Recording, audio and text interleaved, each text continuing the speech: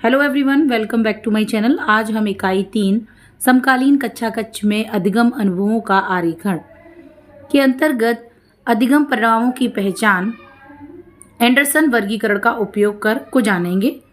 इसमें सबसे पहले हम अधिगम परिणाम का अर्थ समझेंगे। अधिगम परिणाम मीन्स लर्निंग आउटकम्स। अधिगम परिणाम वे कथन हैं जो बताते हैं कि विद्यार्थी शिक्षण के बाद क्या जानता है, क्या कर सकता है और किस प्रकार की सोच या दृष्टि विकसित करता है। तो अधिगम परिणाम वे कथन होते हैं जो एक शिक्षक को बताते हैं कि उसका जो विद्यार्थी है वो शिक्षण कार्य के बाद क्या सीखेगा, क्या जानेगा और उसके अंदर क्या नई सोच डेवलप होगी। इसी को हम अधिगम परिणाम या लर्निंग आउटकम्स कहते हैं। ये शिक्षक को यह तय करने में सहायता करते हैं कि शिक्षण का लक्ष्य क्या है और विद्यार्थी में किस प्रकार का परिवर्तन लाना है। अधिगम परिणामों की आवश्यकता शिक्षण के लिए स्पष्ट दिशा और उद्देश्य निर्धारित करने हेतु जो भी शिक्षण कार्य आप करने जा रहे हैं उसको एक सही दिशा मिले और उसका उद्देश्य निर्धारित हो, इसके लिए हमको अधिगम परिणामों की आवश्यकता पड़ती है। विद्यार्थी की प्रगति का मूल्यांकन करने के लिए विद्यार्थियों में जो वो अधिगम प्रक्रिया जो चल रही है, जो शिक्षण कार्य हो रहा है, उससे बच्चों में क्या प्रगति हो रही है उसका मूल्यांकन करने के लिए, शिक्षण गतिविधियों और मूल्यांकन को लक्ष्यों से जोड़ने के लिए, जो शिक्षण गतिविधियां चल रही हैं और जो मूल्यांकन के लक्ष्य हैं उनको जोड़ने के लिए शिक्षक और विद्यार्थी दोनों को सीखने की प्रक्रिया समझने में मदद मिलती है। शिक्षक हो या फिर विद्यार्थी हो, लर्निंग आउटकम से ये पता चलता है कि हमको क्या सिखाना है और क्या सीखना है। एंडरसन वर्गीकरण का परिचय। ब्लूम के वर्गीकरण 1956 को एंडरसन व क्रॉथवॉल ने 2001 में संशोधित किया। जो ब्लूम की टैक्सोनॉमी थी 1956 में, जो ब्लूम की टैक्सोनॉमी आई थी उसमें जो संशोधन किया गया था एंडरसन और क्रॉथवॉल के द्वारा 2001 में, उसी को रिवाइज्ड ब्लूम्स टैक्सोनॉमी कहा गया। इस वर्गीकरण में दो डायमेंशंस थे। पहला है ज्ञान आयाम, दूसरा है संज्ञानात्मक प्रक्रिया आयाम। हम एक एक करके इन दोनों आयामों को समझेंगे। सबसे पहले हम देखेंगे ज्ञान आयाम।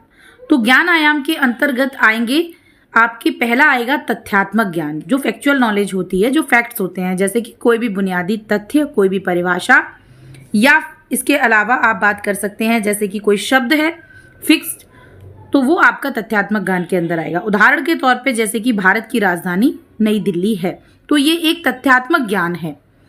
संकल्पनात्मक ज्ञान एक होगा आपका संकल्पनात्मक ज्ञान, कंसेप्चुअल नॉलेज।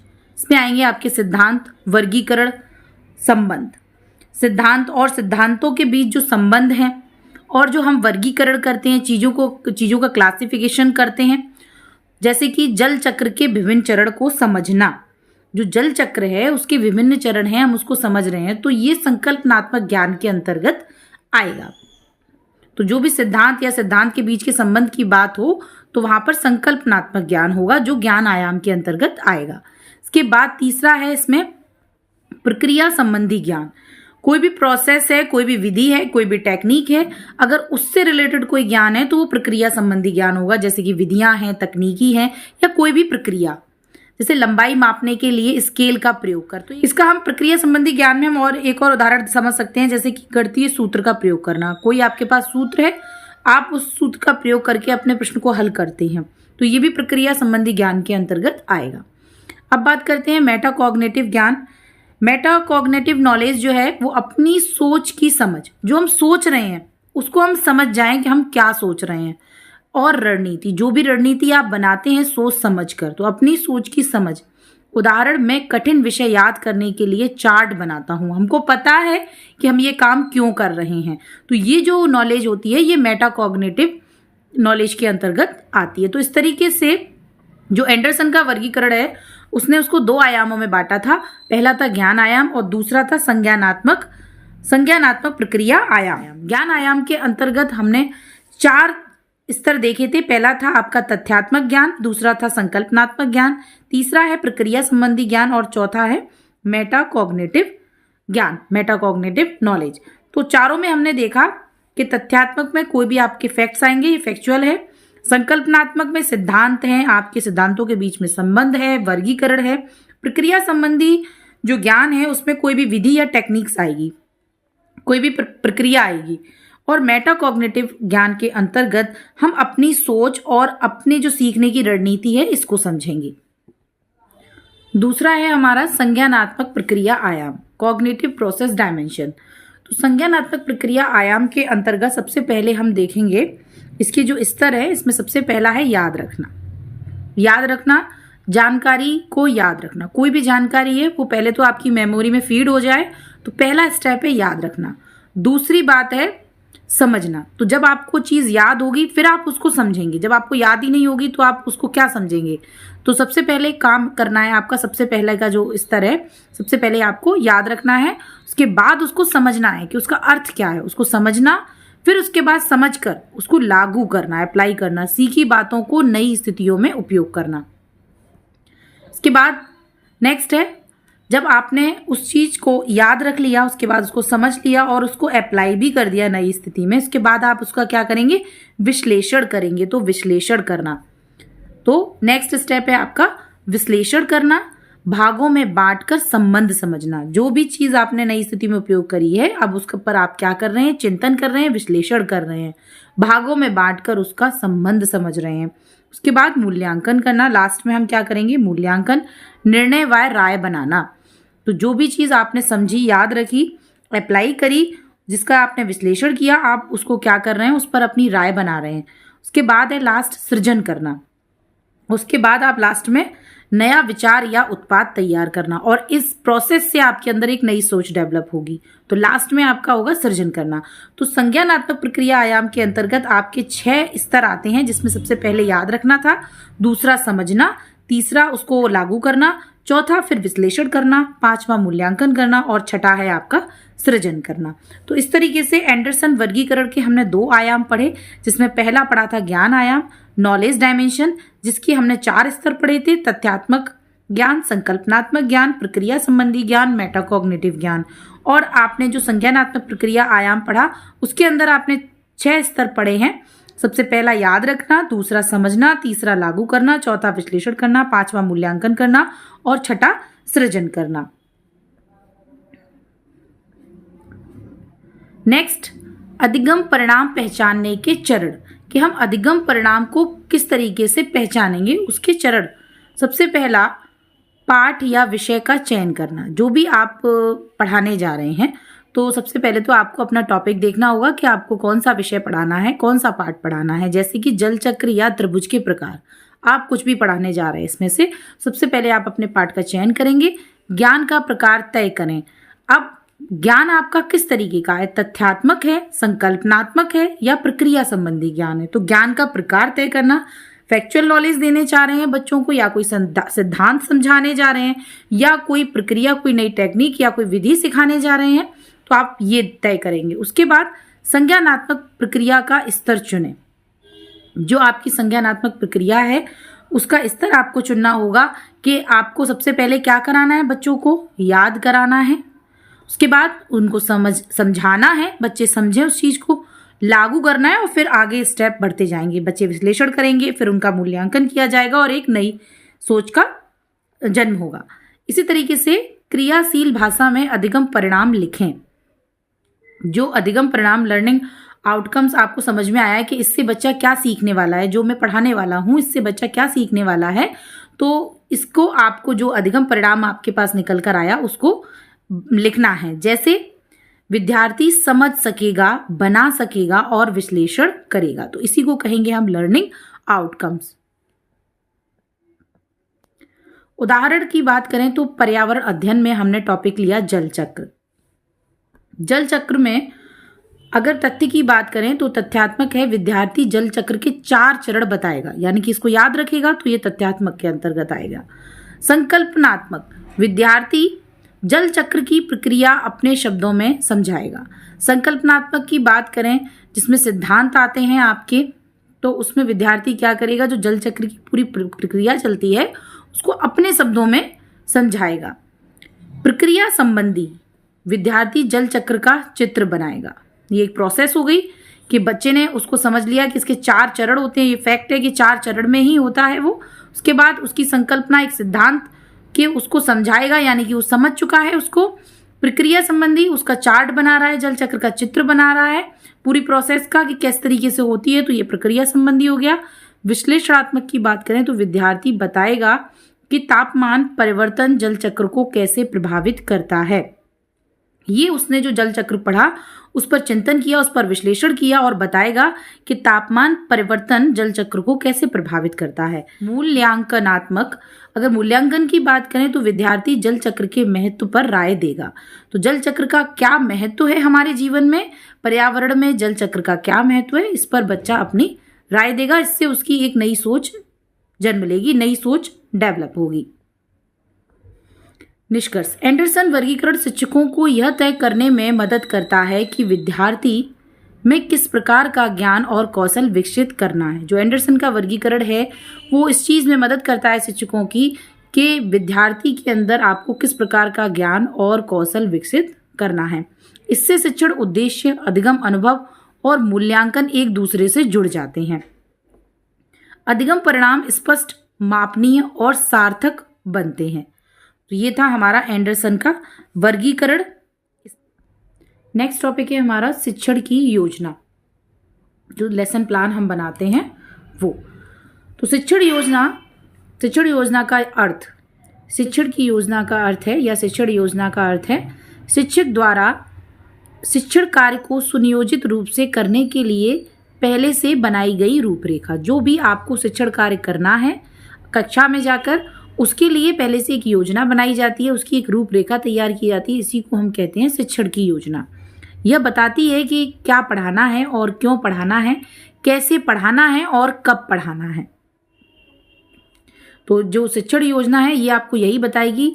आपने पहले से डिसाइड कर रखा है कि कौन सा टॉपिक को आप किस तरीके से उसकी शुरुआत करेंगे, बच्चे के पूर्व ज्ञान से उसको कैसे जोड़ेंगे, उसमें किस चीज को पहले बताएंगे, किसको बाद में बताएंगे, कब प्रश्न करना है आपको। नेक्स्ट, शिक्षण योजना की आवश्यकता।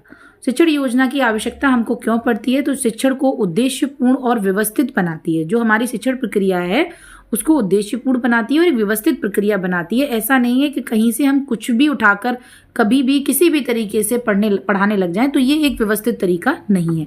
तो शिक्षण योजना शिक्षण को उद्देश्यपूर्ण और व्यवस्थित बनाती है, समय और संसाधनों का सही उपयोग और सुनिश्चित करती है। जो समय और जो संसाधन हमको उपलब्ध है उसका सही उपयोग और सुनिश्चित करती है। शिक्षक को आत्मविश्वास और स्पष्टता देती है। इससे शिक्षण प्रक्रिया है वो और स्पष्ट हो जाती है और सरल हो जाती है। उसमें समय का सही उपयोग होता है, संसाधनों का सही उपयोग कर पाते हैं हम। शिक्षक को आत्मविश्वास मिलता है, स्पष्टता मिलती है। विद्यार्थियों की आवश्यकताओं के अनुसार शिक्षण को अनुकूल बनाती है। जो विद्यार्थियों की आवश्यकताएं हैं उनके अनुसार शिक्षण को बनाती है।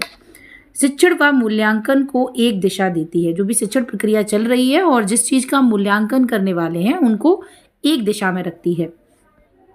शिक्षण योजना के उद्देश्य। शिक्षण योजना के उद्देश्य क्या है? तो विषय वस्तु को तार्किक सरल ढंग से प्रस्तुत करना, विद्यार्थियों में वांछित अधिगम परिणाम उत्पन्न करना। जो शिक्षण योजना हम बनाते हैं तो वो इस तरीके से बनाते हैं कि बच्चे के लिए वो विषय वस्तु तार्किक हो, बच्चे उस पर प्रश्न करें और सरल ढंग से उसको समझ पाएं। विद्यार्थियों में जो भी हम परिवर्तन लेकर आने हैं, जो भी हमने अधिगम परिणाम निश्चित कर रखे हैं, लर्निंग आउटकम्स जो भी हैं हमारे टॉपिक के, वो बच्चे के अंदर आए। शिक्षण विधि, सामग्री, तकनीकी का सही चयन करना। तो जो भी आप पढ़ाने वाले हैं उसके लिए आप किस विधि, किस सामग्री का और किस तकनीक से पढ़ाएंगे तो इसका सही चयन करने में हमारी मदद करती है। शिक्षण में निरंतर सुधार करना और इससे शिक्षण प्रक्रिया में लगातार सुधार होता है। शिक्षण योजना के मुख्य घटक। शिक्षक योजना के जो घटक हैं इसमें सबसे पहला है सामान्य जानकारी। सामान्य जानकारी जैसे कि कक्षा, जैसे कि आप जो भी शिक्षण योजना बनाई है, किस कक्षा की बनाई है, 4 की, 5 की, किस विषय की बनाई है और कितना समय लगेगा आपकी शिक्षण योजना को, 40 मिनट, जो भी समय। अध्यापक का नाम, कौन अध्यापक पढ़ाने वाले हैं उनका नाम। उसके बाद शैक्षिक उद्देश्य जैसे ज्ञानात्मक, भावात्मक और कौशलगत जो भी उद्देश्य हैं आप उसको लिखेंगे। पूर्व ज्ञान, विद्यार्थियों के अनुभव, जो भी आप पढ़ाने वाले हैं उसको बच्चे के पूर्व ज्ञान से जोड़ेंगे। ये चरण है, इसमें सबसे पहले सामान्य जानकारी दी जाती है, उसके बाद शैक्षिक उद्देश्यों को लिखा जाता है, उसके बाद पूर्व ज्ञान से विद्यार्थियों को जोड़ा जाता है। उसके बाद आती है आपकी शिक्षण सामग्री जिसमें मॉडल है, चार्ट है, चित्र है, आप जिसका भी उपयोग अपनी शिक्षण प्रक्रिया में, शिक्षण योजना में करने वाले हैं उन सबको। इसके बाद है शिक्षण विधि, किस विधि से आप बच्चों को पढ़ाएंगे। तो शिक्षण विधि आएगी आपकी व्याख्यान है, प्रश्नोत्तर है, चर्चा, जो भी विधि आप अपनाने वाले हैं। शिक्षण प्रक्रिया, परिचय, प्रस्तुति, अभ्यास, मूल्यांकन, गृह कार्य। नेक्स्ट है मूल्यांकन चलेगा आपका। आखिरी में आप प्रश्न करेंगे, बच्चों से कुछ एक्टिविटीज कराएंगे, उसके बाद आप उनको गृह कार्य देंगे, सीखी बातों को सुदृढ़ करने हेतु कार्य। तो जो गृह कार्य दिया जाएगा वो जो भी आपने शिक्षण योजना पढ़ाई है उसी के अनुसार आप बच्चों को गृह कार्य देंगे। तो ये शिक्षण योजना के प्रमुख घटक थे। शिक्षण योजना के प्रकार, कितने तरीके की शिक्षण योजना होती है, तो यहाँ पर 3 तरीके की शिक्षण योजना आपको दिखाई गई है। पहली है दीर्घकालिक योजना, वर्ष भर का शिक्षण कैलेंडर। जैसे कि आप कह सकते हैं कि आपका कोई एक विषय है पर्यावरण अध्ययन, तो कब कब, किस हफ्ते, किस महीने में, कब तक आपको कौन सा चैप्टर खत्म करना है और पूरे साल में आपको कितने चैप्टर खत्म करने हैं। तो ये एक योजना हो गई पूरे वर्ष भर की, तो ये दीर्घकालिक हो गई। इकाई योजना, किसी इकाई या अध्याय पर आधारित योजना बनाई कोई भी। एक होती है आपकी दैनिक योजना, एक पीरियड की योजना, कि यहाँ पर आप जो भी अपनी कक्षा में जो आपको 40 मिनट 45 मिनट जो भी आपको टाइम मिला हुआ है पढ़ाने के लिए, आप उसमें जो भी पढ़ाने वाले हैं तो उसके लिए जो योजना बनाई जाती है उसको दैनिक योजना कहते हैं। और किसी पूरे अध्याय पर जो योजना या किसी पूरी यूनिट पर जो योजना बनाई जाती है उसको इकाई योजना कहेंगे। और जो पूरे वर्ष भर के लिए योजना बनाई जाती है उसको दीर्घकालिक योजना कहेंगे। शिक्षण योजना के चरण, शिक्षण योजना के यहाँ पर 8 चरण दे रखे हैं, जिसमें सबसे पहला है विषय का चयन। जैसे कि अभी हमने जो प्रमुख घटक पढ़े थे शिक्षण योजना के, वो भी इसी तरीके से कि सबसे पहले आपको सामान्य जानकारी लिखनी है, जिसमें आपको अपनी कक्षा, विषय, ये सब कुछ निर्धारित करना है। उसके बाद शैक्षिक उद्देश्य का निर्धारण करना है, तो उद्देश्य निर्धारण चलता है। उसके बाद आपको पूर्व ज्ञान से जोड़ना है बच्चों को, तो पूर्व ज्ञान की पहचान। फिर आपकी योजना में शिक्षण सामग्री और साधनों का चयन होना चाहिए। उसके बाद शिक्षण विधि का चयन करना है। फिर शिक्षण प्रक्रिया का निर्धारण करना है कि किस विधि से, किस प्रक्रिया से आप बच्चों को पढ़ाने वाले हैं। मूल्यांकन की तैयारी, और उसके बाद आप मूल्यांकन की तैयारी करेंगे और लास्ट में गृह कार्य का निर्धारण करेंगे कि किस हिसाब से आपको गृह कार्य में कौन सा प्रश्न बच्चों को देना है। नेक्स्ट है उदाहरण, गणित विषय, त्रिभुज के प्रकार। तो जो भी हमने अभी प्रमुख घटक पढ़े थे उसके बाद हमने शिक्षण योजना के बनाने के चरण पढ़े थे। तो अब हम देख रहे हैं यहाँ पर एक उदाहरण शिक्षण योजना का। तो यहाँ पर दे रखा है कक्षा 6। जैसे कि आपने कोई शिक्षण योजना बनाई है, उसमें कक्षा आप लिखेंगे, अपनी कक्षा 6 की बनाई है, तो कक्षा 6 समय आपको 40 मिनट मिला है। विषय या टॉपिक जो भी आप पढ़ाने वाले हैं, त्रिभुज के प्रकार, ये सब कुछ सामान्य जानकारी में आ गया। उसके बाद आप अपने शैक्षिक उद्देश्य निर्धारित किए से विद्यार्थी त्रिभुज के प्रकारों को पहचान सकेगा। जो भी आप शिक्षण कार्य कराएंगे उसके बाद विद्यार्थी त्रिभुज के प्रकारों को पहचान सकेगा, यानी कि यहाँ पर त्रिभुज के प्रकार समझेगा, प्रत्येक प्रकार का उदाहरण दे सकेगा, त्रिभुज का चित्र बनाकर वर्गीकरण कर सकेगा। तो ये आपने शैक्षिक उद्देश्य निर्धारित किए। इसके बाद पूर्व ज्ञान से बच्चों को जोड़ेंगे। तो पूर्व ज्ञान की आप इसमें जानकारी देंगे। विद्यार्थी पहले से रेखा, कोण और आकृतियां जानते हैं, तो ये उनका पूर्व ज्ञान हो गया, उससे आप बच्चों को जोड़ेंगे। शिक्षण सामग्री, चार्ट, ज्यामिति उपकरण, त्रिभुज, मॉडल, इन सब चीज़ों का उपयोग करने वाले हैं अपनी शिक्षण योजना में, इसको हम लिखेंगे। इसके बाद शिक्षण प्रक्रिया, परिचय, 3 भुजाओं वाली आकृति क्या कहलाती है। जो शिक्षण प्रक्रिया चलेगी उसमें सबसे पहले आप परिचय करवाएंगे कि 3 भुजाओं वाली जो आकृति है उसको क्या कहते हैं। उसकी प्रस्तुति होगी, चार्ट से 3 प्रकार के त्रिभुज, जो चार्ट पेपर है उस पर 3 प्रकार के त्रिभुज बने हैं, आप उनको समझाएंगे। अभ्यास, विद्यार्थी अपने कॉपी में त्रिभुज बनाते हैं, इस पर अभ्यास कार्य चलेगा जो विद्यार्थियों द्वारा किया जाएगा। उसके बाद बच्चों का मूल्यांकन किया जाएगा और आखिरी में उनको गृह कार्य दिया जाएगा, और आखिरी में बच्चों का मूल्यांकन किया जाएगा और उनको गृह कार्य दिया जाएगा। नेक्स्ट है शिक्षण योजना के लाभ। शिक्षण योजना के लाभ हैं जैसे कि शिक्षण में स्पष्टता आती है और दिशा आती है, एक सही दिशा मिलती है। शिक्षण रोचक और सहभागी बनता है। समय और संसाधनों का सही उपयोग होता है। अधिगम परिणाम सुनिश्चित होते हैं। शिक्षक आत्मविश्वास से पढ़ाता है। तो ये सारे शिक्षण योजना के लाभ हो गए। निष्कर्ष, शिक्षण की योजना एक आवश्यक प्रक्रिया है जो शिक्षण को सार्थक, प्रभावी, विद्यार्थी केंद्रित बनाती है। यह शिक्षक को लक्ष्य, विधि और मूल्यांकन के बीच तालमेल बनाने में मदद करती है। तो हमने अभी अब कंप्लीट किया अपना टॉपिक शिक्षण योजना। इसके बाद आज का हमारा जो लास्ट टॉपिक है वो है रचनावादी अधिगम का 5E मॉडल। रचनावादी अधिगम का परिचय। रचनावादी अधिगम सिद्धांत का मूल विचार है कि विद्यार्थी स्वयं अपने अनुभवों और विचारों के माध्यम से ज्ञान का निर्माण करता है। रचनावादी उपागम या रचनावादी अधिगम के अंतर्गत यही आता है कि जो विद्यार्थी है वो अपने ज्ञान का निर्माण अपने अनुभवों से ही करता है, अपने विचारों से ही करता है। तो रचनावादी अधिगम सिद्धांत का जो मूल विचार है वो कहता है कि विद्यार्थी स्वयं अपने अनुभवों और विचारों के माध्यम से ज्ञान का निर्माण करता है। तो ये बेसिक कॉन्सेप्ट है इसका। शिक्षक एक मार्गदर्शक, फैसिलिटेटर की भूमिका निभाता है। शिक्षक एक मार्गदर्शक की भूमिका निभाता है यहाँ पर। 5E मॉडल का विकास बाइबी 1997 ने किया था। जो 5E मॉडल का विकास है वो बाइबी करके जो भी फिलोसोफर थे उन्होंने 1997 में किया था। 5E मॉडल का उद्देश्य विद्यार्थियों को सक्रिय अधिगम की ओर प्रेरित करना। जो 5E मॉडल का उद्देश्य था वो यही था कि विद्यार्थी सक्रिय अधिगम की ओर प्रेरित हों, अनुभव आधारित और जिज्ञासु अधिगम को बढ़ावा देना, आलोचनात्मक रचनात्मक सोच विकसित करना, अवधारणाओं की गहरी समझ बनाना। ये सारे 5E मॉडल के उद्देश्य थे। 5E मॉडल के 5 चरण। तो यहाँ पर हम इस मॉडल के 5 चरण पढ़ेंगे। सबसे पहला है इंगेज, संलग्न करना, विद्यार्थियों की रुचि और जिज्ञासा बढ़ाना। तो सबसे पहला हो गया इंगेज, संलग्न करना यानी कि विद्यार्थियों की रुचि को और जिज्ञासा को बढ़ाना। शिक्षक प्रश्न पूछना या समस्या प्रस्तुत करना। शिक्षक प्रश्न पूछेगा या उनके सामने कोई समस्या प्रस्तुत करेगा। विद्यार्थी अपने अनुभव साझा करना। विद्यार्थी हैं जो प्रश्न पूछा गया है उस पर अपने आंसर्स देंगे या जो समस्या उनके सामने रखी गई है उस पर अपने अनुभव साझा करेंगे। तो पहला जो चरण है वो है इंगेज यानी विद्यार्थियों को संलग्न करना, उनकी रुचि बढ़ाना, उसमें उनको उनके अंदर जिज्ञासा पैदा करना कि देखो समझो ये क्या तुम्हारे सामने प्रॉब्लम आने वाली है, इसको किस तरीके से आप सॉल्व करोगे।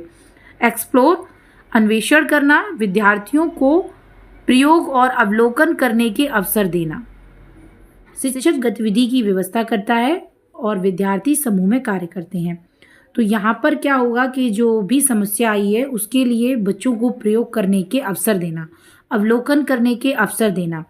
उसके साथ साथ जो शिक्षक को क्या करना है तो ये एक मार्गदर्शक की भूमिका में होता है, एक फैसिलिटेटर की भूमिका में होता है। तो यहाँ पर जो भी गतिविधि बच्चों से करानी है उसकी व्यवस्था बनाएगा और बच्चों से समूह में कार्य करवाएगा। तो पहला हो गया इंगेज, दूसरा हो गया एक्सप्लोर, थर्ड है एक्सप्लेन। इसके बाद व्याख्या करना। विद्यार्थी अपने अनुभवों की व्याख्या करते हैं। यहाँ पर जो विद्यार्थी हैं उन्होंने जो भी अवलोकन किया, जो भी प्रयोग किया, उसके बाद जो उनको अनुभव मिला उसकी उन्होंने बताया, उसकी व्याख्या की। शिक्षक अवधारणाएं स्पष्ट करता है। तो बच्चों को जो भी अनुभव मिले, जो भी उन्होंने समझा तो उसकी जो भी कॉन्सेप्ट्स है उसको क्लियर करेगा शिक्षक। नेक्स्ट है इलेबोरेट, विस्तार करना, नए संदर्भ में सीखी बातों को लागू करना, नए उदाहरण देता है। जो भी बच्चों के सामने शिक्षक ने समस्या प्रस्तुत की, बच्चों ने उस समस्या का अवलोकन किया, उस पर प्रयोग किया और अपने जो निष्कर्ष निकाले, उसके बाद शिक्षक ने उनने जो अनुभव हासिल किए उनकी अवधारणाओं को स्पष्ट किया और उनको जो ज्ञान हासिल हुआ अब उस ज्ञान को वो नई चीज़ों में, नए संदर्भ में अप्लाई करेगा। तो अब उसके सामने नई समस्याएं रखी जाएंगी। तो अब उस चीज़ का क्या किया जा रहा है, विस्तार किया जा रहा है, ज्ञान को बढ़ाया जा रहा है। तो थर्ड है इवेल्युएट, मूल्यांकन करना। तो विद्यार्थी अधिगम की क्या करेंगे, जांच करेंगे। जब वो नए उदाहरण उनके सामने, नई समस्याएं रखी जाएंगी तो उनमें जब उस चीज़ को वो अप्लाई करेंगे, उसको समझेंगे और उसके बाद देखेंगे कि वो किस हद तक चीज़ों को समझ पाए हैं। तो यहाँ पर उनका जो अधिगम कार्य उन्होंने किया है उसका मूल्यांकन होगा। तो विद्यार्थी अधिगम की जांच करेंगे। इस तरीके से हमने यहाँ पर 5E मॉडल को जाना। सबसे पहला चरण था इसमें इंगेज, दूसरा था एक्सप्लोर और तीसरा था एक्सप्लेन, चौथा था इलेबोरेट और पांचवा था इवेल्युएट। तो इंगेज में जो शिक्षक है वो विद्यार्थियों को उसमें संलग्न करेगा, इंगेज करेगा, जो भी चीज़ उसको, जो भी ज्ञान उनको देना है तो विद्यार्थी अपने अनुभव साझा करेंगे। दूसरा था एक्सप्लोर। तो एक्सप्लोर में जो विद्यार्थी हैं वो जो भी समस्या उनके सामने रखी गई है, जिसमें उनको इन्वॉल्व किया गया है, उस पर अपना प्रयोग करेंगे। फिर जो उन्होंने उससे अनुभव हासिल करे हैं उस पर अपनी व्याख्या देंगे, शिक्षक उनको स्पष्ट करेगा। उसके बाद जो उन्होंने सीखा है उसको नए उदाहरण के साथ करने की कोशिश करेगा, नए संदर्भ में उसको लागू करेगा। उसके बाद जो भी उससे उनको परिणाम मिलेगा उसका मूल्यांकन करेगा। तो इस तरीके से ये हो गए 5E मॉडल के 5 चरण। 5E मॉडल के लाभ, तो यहाँ पर 5E मॉडल के जो लाभ हैं हम उन्हें देख लेते हैं। जैसे कि विद्यार्थियों में जिज्ञासा और खोज की भावना बढ़ती है, अधिगम अनुभवात्मक और सार्थक बनता है, समूह कार्य और सहयोग का विकास होता है, अवधारणाएं स्थायी रूप से समझ में आती हैं, मूल्यांकन अधिगम के साथ जुड़ा रहता है। तो यहाँ पर जो ज्ञान बच्चे हासिल करते हैं वो खुद अनुभव करके सीखते हैं, इसलिए उनका जो ज्ञान होता है वो स्थायी होता है, जीवन से जुड़ा हुआ होता है। जो अवधारणाएं होती हैं वो स्थायी रूप से बच्चों के समझ में आती हैं। बच्चे ग्रुप में कार्य करना सीखते हैं, सहयोग के साथ बच्चे कार्य करना सीखते हैं, और जो उनका ज्ञान होता है वो अनुभवात्मक और सार्थक होता है। बच्चों के अंदर एक जिज्ञासा उत्पन्न होती है, उनके अंदर खोज की भावना बढ़ती है। तो ये सारे 5E मॉडल के लाभ हैं। निष्कर्ष की बात करें तो 5E मॉडल विद्यार्थियों को सीखने का सक्रिय भागीदार बनाता है। यह रचनावादी दृष्टिकोण को व्यवहार में लाकर ज्ञान की वास्तविक समझ और प्रयोग को प्रोत्साहित करता है। तो आज हमने 3 टॉपिक कवर किए हैं। पहला था अधिगम परिणाम, दूसरा था शिक्षण योजना और तीसरा था रचनावादी 5E मॉडल। नेक्स्ट वीडियो में हम नेक्स्ट टॉपिक लेकर आएंगे। अगर आपको वीडियो अच्छी लगी है तो लाइक कीजिए, चैनल को सब्सक्राइब कीजिए और ज़्यादा से ज़्यादा शेयर कीजिए। धन्यवाद।